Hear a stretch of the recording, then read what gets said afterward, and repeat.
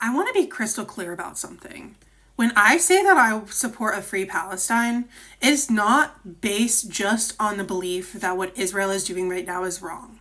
It is based off the belief in the thorough research that I have done that indicates that the whole Zionist movement has been corrupt every step of the way.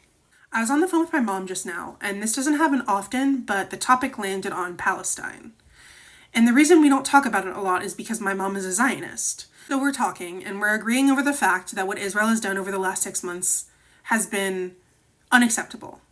But then my mom says something along the lines of, but you do need to understand, age groups started all of this, and Israel has the right to defend itself. I know. Classic Zionist talking point. So my response is, no, Mom. Age group didn't start this. This started 100 years ago. And of course the response is, well, Palestine was offered a two-state solution 6 times and they rejected it every single time. And they got more than half the land and they got the better land. And I said, no, Mom, that's just straight up not the truth. It might have been what you've been told and what most Zionists believe. But I've done the research. And for example, if you read The Ethnic Cleansing of Palestine by Ilan Pappé, he goes into a part of it where he says that the Palestinians were never part of the partition plan discussion. Well, according to Zionism, Palestinians rejected this plan, these offers of peace, multiple times. But the reality is this. Jews own less than 10% of the land in Palestine before the partition plan. So imagine, you're a Palestinian, you and your family have existed on this land for hundreds, if not thousands of years. And all of a sudden, someone comes to you with this plan and says, hey, we're taking away more than half of your land and giving it to these people that just got here. And you're going to be okay with that no matter what. Wouldn't you reject that too? And not only did the Jewish state get almost 55% of the land, they got the most fertile parts of the land.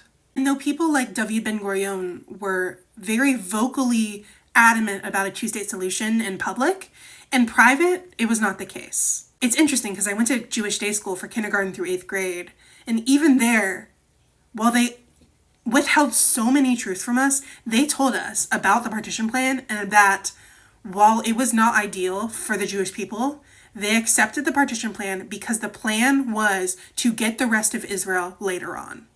This is what I was told even when I was being indoctrinated by Zionism. And when we were taught this, it wasn't a problem because we believed without a doubt that the land belonged to the Jewish people no matter what. Plenty of people will deny the Nakba, which I think is absolutely absurd because it's the same people that would be so offended by any sort of Holocaust denial. Then there are people that are saying that Palestinians deserve the Nakba because they tried to attack when Israel declared its independence. That's also not the case, and you'd find that out pretty easily if you just closed your laptop and picked up a book. Before 1948, when the partition plan came into effect, the Jewish forces known as the Haganah would go systematically throughout Palestinian villages and ethnically cleanse them one by one. And there is written documentation of David Ben-Gurion telling these troops to cleanse these villages. So when the neighboring Arab countries heard about all of this, they started to gather troops to try and defend these Palestinian villages.